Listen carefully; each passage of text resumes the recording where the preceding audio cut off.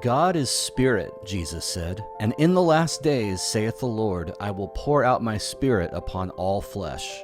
What if that's, true? Medieval priest and mystic Meister Eckhart famously prayed for God to rid us of God. German theologian Dietrich Bonhoeffer insisted that what God really wants us to do is to live in the world as if God does not exist. John D. Caputo goes as far as to say, God dares not to be. His only being is maybeing. What do we make of all this?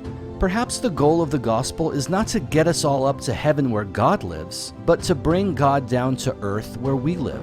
Perhaps it's always been about this.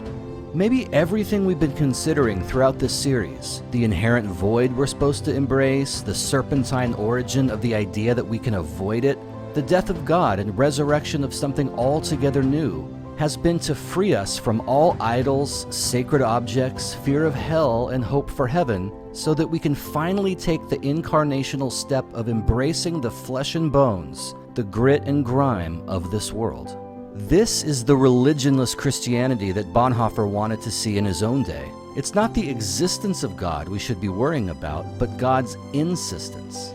In this epoch of the Holy Ghost, with the veil having been rent asunder and God having abdicated his royal seat and poured himself out as a sacrificial offering upon the surface of the world, he calls, he lures, he invites, he insists, but without the force of arms and an imperial army to impose his will.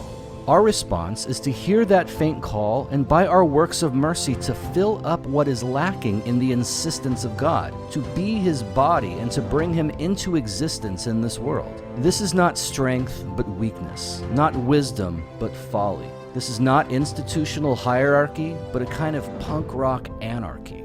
In a word, this is not empire, this is exile, and this is the way.